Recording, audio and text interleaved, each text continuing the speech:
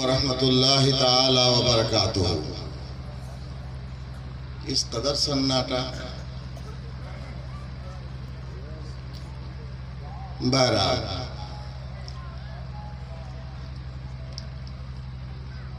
इन्नल हम्दुलिल्लाह फल हम्दु लिअहलिही वस्सलातु लिअहलिहा।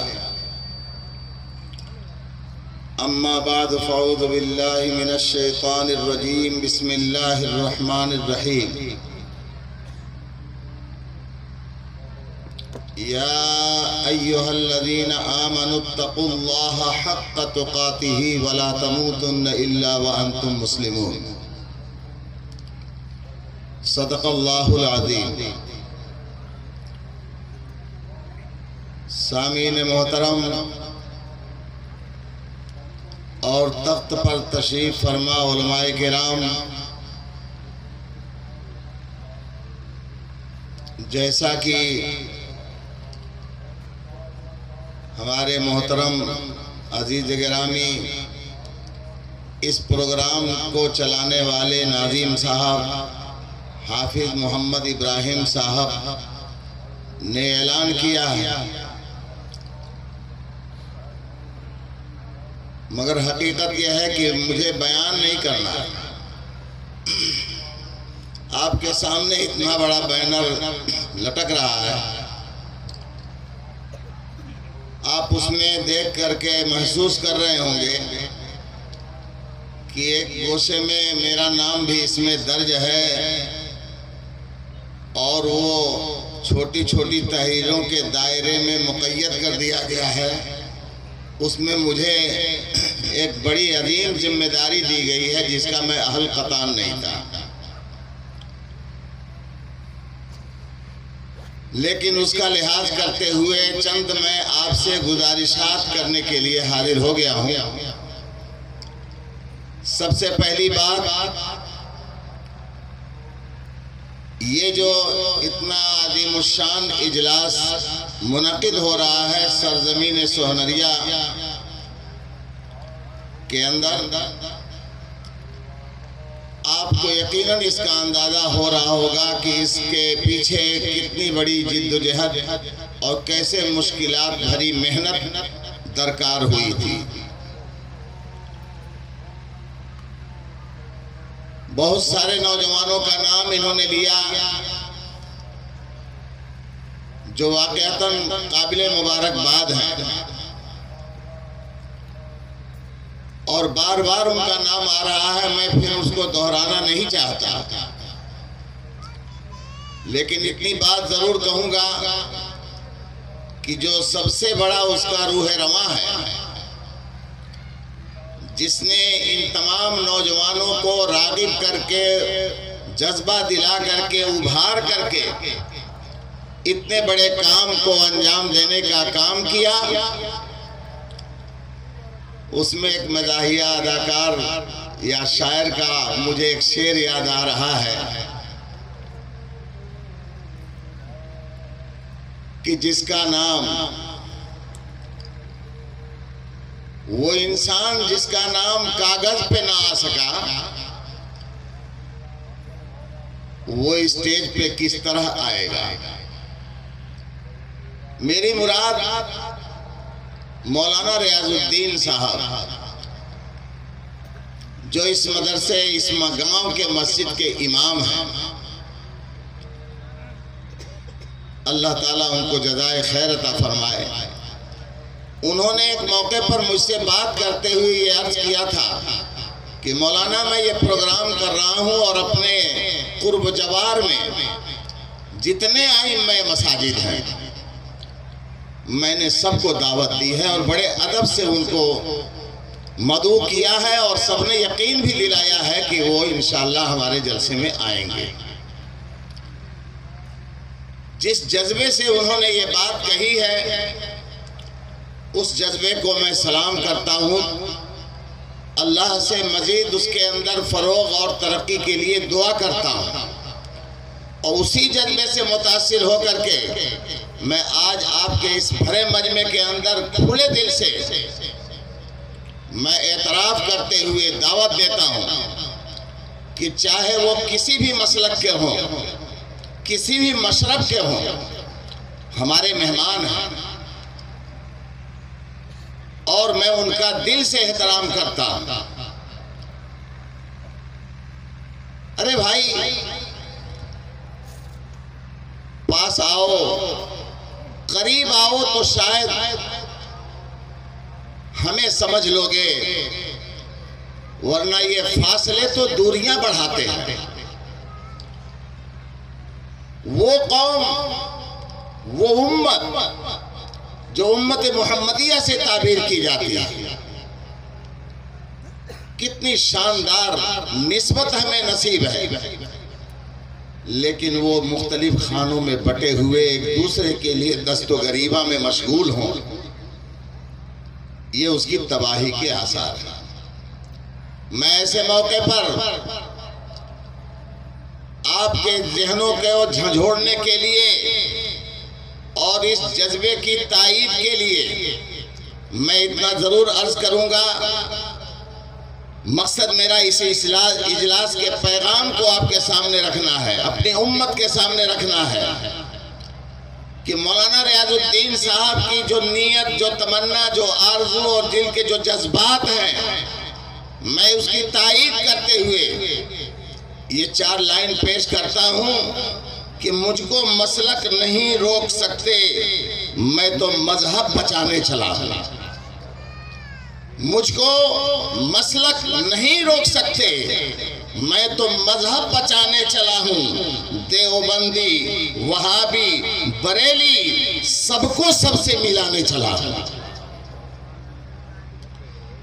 नेकियां लिख रहे हैं फरिश्ते, रास्ते में एक एक कदम पर, कारखाने से घर की तरफ में पाँव माँ की दबाने चला हूँ। बहुत अच्छा जी। मेरे भाइयों, मैं बहैसियत सरपरस्त के आपसे मुअद्दबाना मैं दरख्वास्त करता हूँ, आने वाले जो भी खतीब और मुकर्रिर आएंगे, मैं मेहमानों से भी अर्ज करूँगा कि ऐसी कोई बात जो किसी के दिल को ठेस लगे, अल्लाह के वास्ते उसका जिक्र न किया जाए।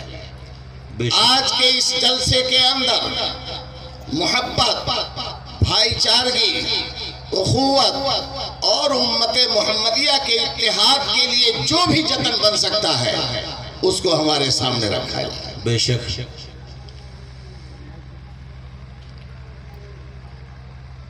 अज़ीज़ान गिरामी, चलते चलते मैं एक बात और आपसे अर्ज कर दूं। आज मीडिया बहुत तेज तर्रार है। आज हमारे पास मवासलात की कमी नहीं है। मिनट मिनट में देश विदेश के हालात से हम फौरन वाकिफ हो रहे हैं, लेकिन अफसोस उस वक्त होता है कि इस उम्मत मोहम्मदिया के बेटे और बेटियां, मेरी मुराद नई नस्ल है, किन हालात से दो चार हैं, तबाही के किस राह पर गामजन है और किस कदर ये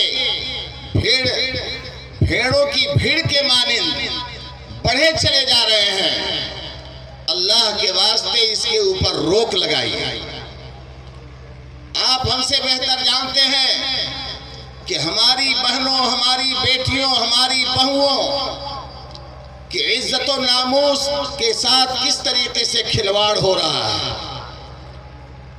अरे साहब, अब तो नौबत पैंजा रसीद कि वो बेटी जो माँ के जिगर के खून और तमानाई को चूस करके वजूद पाती है, जब वक्त आता है तो अपने बाप को और अपने माँ को दरकिनार करती है, अपने भाइयों को दरकिनार करती है, और अल्लाह और रसूल को तो बहुत पहले दाग़े मुफारकत दे जाती है, और सबसे रिश्ता नाता तोड़ करके कहां कहां अपना कदम बढ़ा रही है। आप अगर तफसील मालूम करना चाहें तो हजरत मौलाना सज्जाद नोमानी साहब के इस बयान से आप नोट कर सकते हैं कि लाखों की तादाद में हमारी बेटियां आबरूबाख्ता हो गई। अंजाम जो सब्ज़ बाग दिखाया गया था बिल्कुल उसके विपरीत और मुखालिफ सिमत में जा रहा है। अपनी जान से भी हाथ धो बैठती है। और ये कमी सिर्फ लड़कियों ही में नहीं, हमारे लड़के भी कहीं कम नहीं है। खुदा की कसम, ऐसे ऐसे जरासीम इनके हाथों में पहुंचा दिए गए, ऐसे ऐसे मुहलिक आलात इनके हाथों में पहुंचा दिए गए कि हर चीज से बेगाना हो गए और रुख बस एक तरफ जा रहा है। मेरी बात समझ में आ रही है? कभी गौर किया आपने? कभी हमें फिक्र हुई कि उसके वजूहात क्या हैं? मेरे अजीजों, सबसे बुनियादी वजह जो कुरान ने हमें दिया था, एक ईमान वाले को जो कुरान की तालीम ने हमको दिया था, हमने उससे रूगर्दानी अख्तियार कर ली। हम दुनिया के इस भीड़ के अंदर, दुनिया के इस नक्शे के अंदर अपने घोड़े को इतना स्पीड दे रहे हैं, तमाम हलाकत खेदियों से बेखबर होते हुए अपने घोड़े को सबसे आगे रखना चाहते हैं। दौलत में, माल में, ओहदा में, कुर्सी में और न जाने किन किन चीज़ों के अंदर जा रहे हैं और अपनी आखिरत की किसी को फिक्र नहीं, अपने बुनियाद की किसी को फिक्र नहीं। मेरे अजीजों, मेरे बुजुर्ग ने बहुत अच्छा नारा दिया, ऐ उम्मत मोहम्मदिया के नौजवानों, ऐ मेरे गयूर साथियों, ये सुन लीजिए और गिरा मार लीजिए। अगर अपनी बेटियों की सलामती चाहते हो, अपनी आने वाली नई नस्लों की आफियत चाहते हो, तो याद रखो नारा बेटियों के लिए खास है कि बेटी को पढ़ाओ, दीन पढ़ाओ, बेटी बचाओ। सारे नारे दरकिनार करो, दीन पढ़ाइए, बेटियां बचाइए और बेटियां ही नहीं बेटों को भी बचाइए। हमने दीन की तालीम से अपनी आंखें मूंद ली। हजरत मौलाना तकी उस्मानी साहब एक मौके पर बयान फरमा रहे थे। बहुत मुख्तसर बात कर रहा हूं, ये बयान नहीं कर रहा हूं, आपसे गुजारिश कर रहा हूं।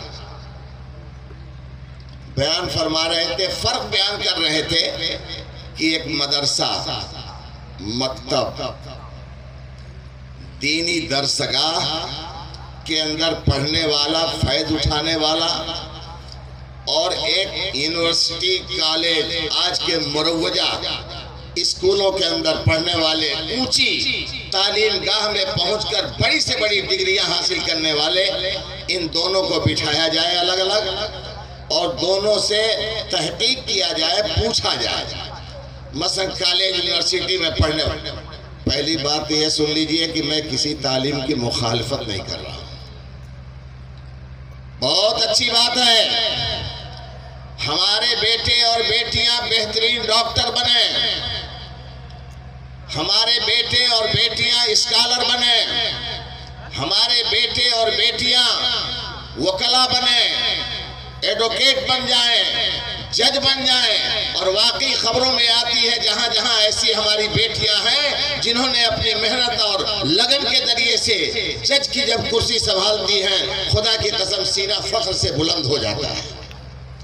मगर शर्त यह है कि आप कुछ भी उड़ाओ, आसमान में अपने बेटे को उड़ाते रहो, फिजाओं में ये चक्कर लगाता रहे, लेकिन बुनियाद अल्लाह और अल्लाह के रसूल सल्लल्लाहु अलैहि वसल्लम के ईमान और तालीमात के साथ अपनी कायम रखें। रिश्ता यहाँ पहले मजबूत कीजिए, उसको बताया जाए कि हमारा खालिक और मालिक कौन है। हमारी जिंदगी गुजारने का बेहतरीन स्टाइल और बेहतरीन हिदायतनामा वो सिर्फ और सिर्फ रसूल पाक अलैहिस्सलातु वस्सलाम की सीरत तैयबा से हासिल हो सकता है।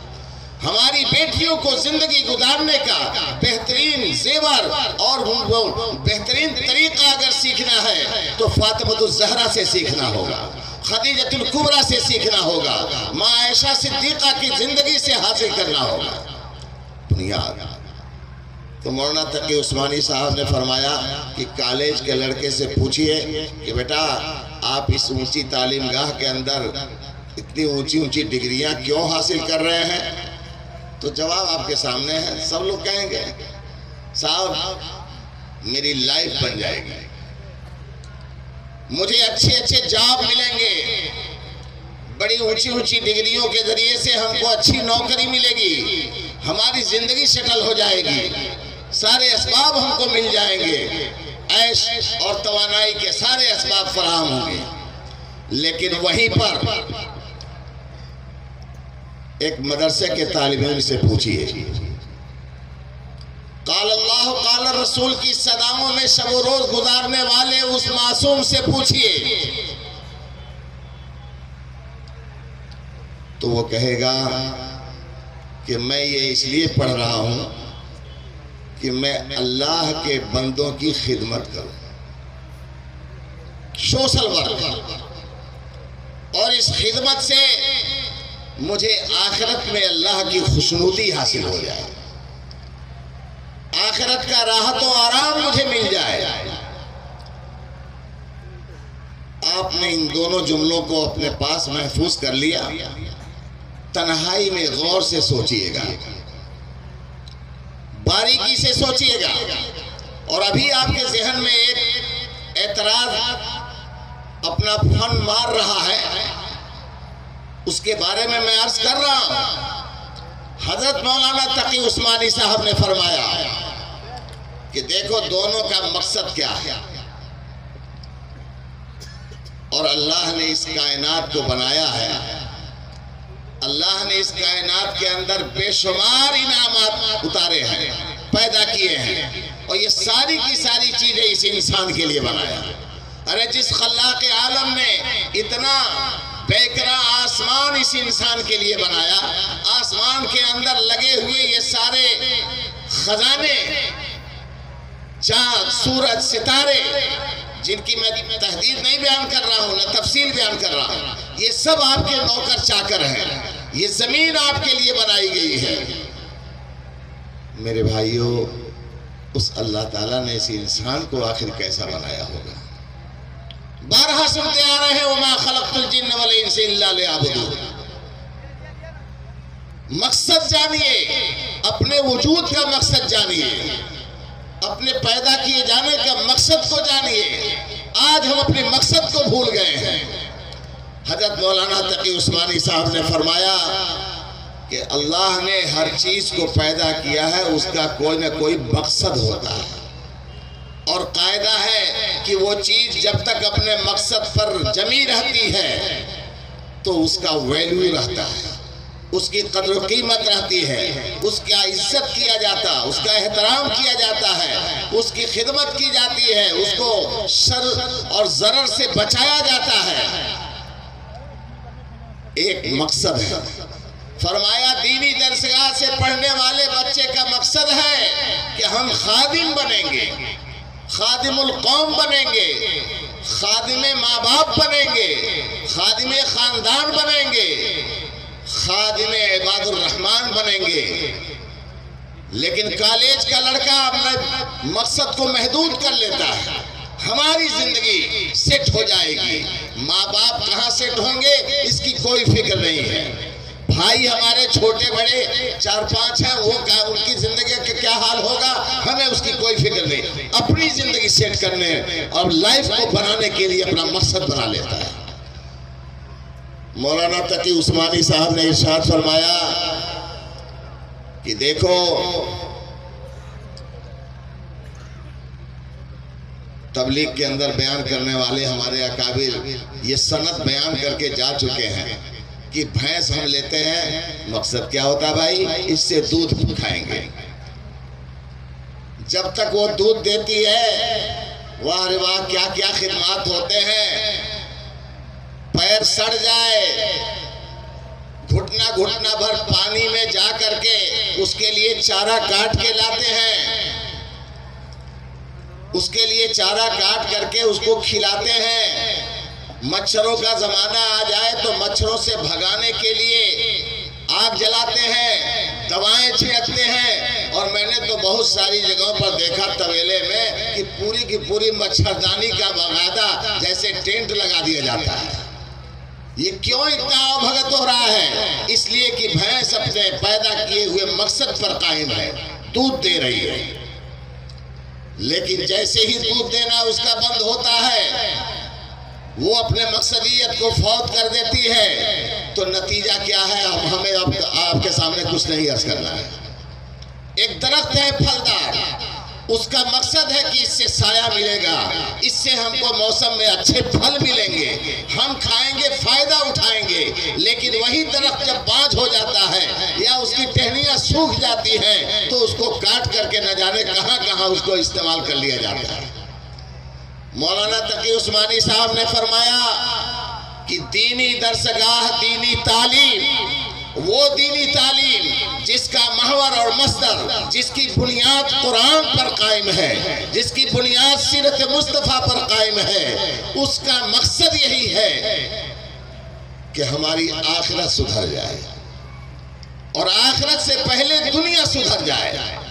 दुनिया में हमारा रहना सहना, हमारा मामला करना, लेन देन करना, शादी ब्याह करना सब रसूलुल्लाह की सीरत के मुताबिक हो जाए, अल्लाह के मतलूब के मुताबिक हो जाए। मेरे भाइयों, ये है मकसद।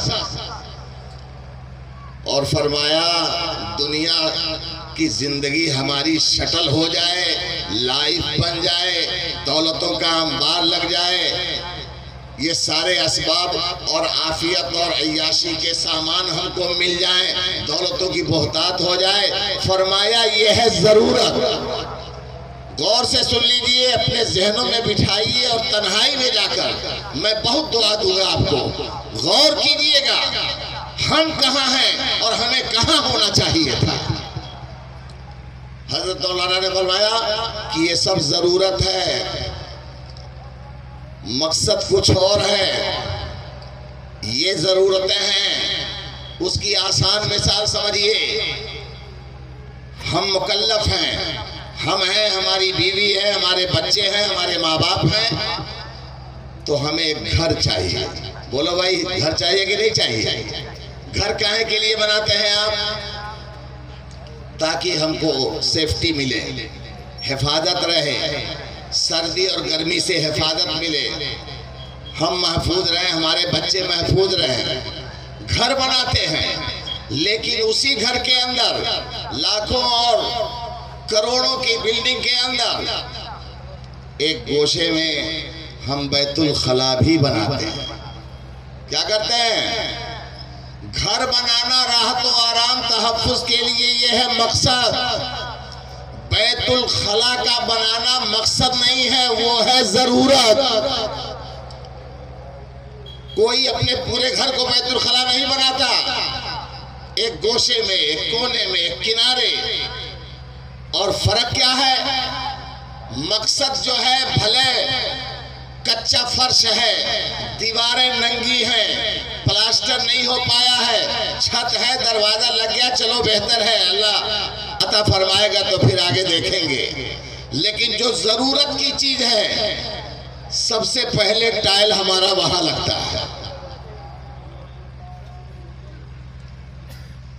आपके ड्राइंग रूम में अभी फर्श कच्चा है, दीवारें नंगी हैं, लेकिन बैतुल खला में टाइल्स लग गया। किसी ने और समझा दिया तो मार्बल लग गया। हालांकि वो जरूरत है, और उसका सबूत ये है कि जब आपको जरूरत पड़ती है तभी वहां जाते हो। बोलो भाई, कोई बिला जरूरत भी बैतुल खला में जाता है? जरूरत के लिए जाते हैं, और जहां जरूरत पूरी हो गई तो फिर उसके बाद वहां कोई तकिया लगा के सोता नहीं है, फौरन उससे आउट हो जाता है। वो जरूरत है और ये मकसद है। मेरे भाइयों, दुनिया की तालीमात, मैं गलत नहीं कह रहा हूँ, हम पहले इतराफ कर चुके हैं कि पहले मकसद हासिल कर लो, अपने बच्चों को मकसद से आशना कर दो, उसके बाद अगर खुदा तौफीक देता है, मौका देता है, तो ये ज़रूरत भी हमारे कौम के लिए, उम्मत के लिए, हमारे अपने इस देश के लिए, अपने मुल्क के लिए, बिरादरान वतन के लिए और सारी इंसानियत की फलाह व बहबूद के लिए हम वकील भी बन जाएं, हम डॉक्टर भी बन जाएं, प्रोफेसर भी बन जाएं और इंजीनियर भी बन जाएं। जो हो सकता है कीजिए। हमारी कौम, हमारे देश को इन सब की ज़रूरत है। मगर ज़रूरत की चीज़ होती है। अरबी का कायदा है, अज़रूरत तुक़द्दरु बिक़द्रि ज़रूरत। जैसे बैतुल खला में हम ज़रूरत पड़ने पर ही जाते हैं और उतनी ही देर रहते हैं जितनी देर में हमारी ज़रूरत पूरी हो जाए, उससे ज़्यादा नहीं रहते। इसी तरीके पर ये दुनिया की तालीमात के तरफ दौड़ना दीवानों की तरह से ये ज़रूरत की चीज़ है। उतनी ही ज़रूरत दौड़ो जितनी तुम्हें चाहिए। अब इतना ज़्यादा मत दौड़ो कि मकसद उसके अंदर फौत हो जाए। मेरे भाइयों, बुजुर्गों और दोस्तों, उस डायरेक्शन के मुताबिक मैं इतनी बात अर्ज कर दिया हूँ। आप इसको, सब लोग समझदार, पढ़े लिखे, गयूर लोग हैं। हमारे जो मेहमान दूर दूर से आए हैं, मुख्तलिफ मस्जिदों से इमाम हजरात, चाहे वो किसी मसलक के हों, प्यार और मोहब्बत के साथ उनसे बातें कीजिए, अपने पास रखिए। मैं उनको मुबारकबाद देता हूँ। अल्लाह करे यही चलन आम हो जाए, सबके दिलों के अंदर प्यार हो जाए। जिस उम्मत का, जिस कौम का अल्लाह एक, उसके रसूल एक, उसके उसूल एक, कुरान एक, हदीस एक, सब कुछ एक है। तो इस तरीके पर मसलक और मशरब अलग अलग करके दूसरों के लिए तमाशा बनने का अब ये वक्त नहीं है, बहुत हो चुका। अब सब एक हो जाओ और एक साथ मिल करके अल्लाह के पैदा किए हुए उस मकसदियत को समझो, अपनाओ और अपने बच्चों को उससे आशना करो। याद रखो, अगर अपने बच्चों को आपने मकसदियत की तरफ नहीं मोड़ा, प्यार से मोड़िए। अरे आज के ज़माने में तो ऑफर बहुत कीमती नुस्खा है। अपने बच्चों को ऑफर दीजिए, अपने बच्चों को स्कीम समझाइए, प्रोग्राम बनाइए। अपने मासूम बच्चे से कहो, बेटा जिस दिन तू कुरान नाज़रा कर लेगा तुझे ये गिफ्ट में देंगे, जब तू हिफ्ज कर लेगा तुझे ये इनाम देंगे। इस तरीके से शौक दिलाकर अपने बच्चों को पहले दीन की तालीम से आशना कराओ। करेंगे भाई? वरना तबाही सामने है। रोज मीडिया पर आप हालात से वाकिफ हैं। मर्ज बढ़ता गया, जू दवा की हाल वही है। इसके ऊपर कंट्रोल उसी वक्त हो सकता है कि बेटी को दीन पढ़ाओ और बेटी बचाओ। दीन पढ़ाइए, अपने बच्चों को बचाइए, उम्मत को बचाइए। एक फर्द बचाएगा, ये समझिए कि एक उम्मत को बचाने वाला होगा। मेरे अजीजों, इन्हीं चंद अल्फाज के बाद मैं आपसे रुखसत होते हुए एक बात जरूर कहूँगा। मौलाना रियाजुद्दीन साहब और उनके रफ़का, जिनका मैं नाम सबका याद नहीं है, ले नहीं सकता, मकतब के नाजिम साहब, वाजिद अली साहब हैं। हमारा एक नौजवान अजीज गिरामी एजाज है, दारुल उलूम नदवतुल उलमा में अभी ज़ेरे तालीम है। और जितने शायकीन हमारे बच्चे नए उमंग के साथ आगे बढ़ करके उम्मत को एक और नेक बनाने के सिलसिले में मेहनत दो कर रहे हैं, खुदा उनकी आरज़ुओं को पूरी करने के लिए तौफीक सईद नसीब फरमाए और गैबी अपनी नुसरत अता फरमाए। आखिर में यह कह करके आपसे मैं रुखसत होना चाहूँगा कि मैं चाहता हूँ निज़ाम कोहन बदल डालो। हम चाहते हैं निज़ाम कोहन बदल डालें, मगर ये बात फकत मेरे बस की बात नहीं। उठो बढ़ो मेरी उम्मत के आम इंसानों, ये काम सबका है, दो चार दस की बात नहीं। व आखिर दावाना अनिल हम्दुलिल्लाहि रब्बिल आलमीन। माशाअल्लाह, आपने वक्त गर्चे बहुत कम लिया, लेकिन निहायत तफसील के साथ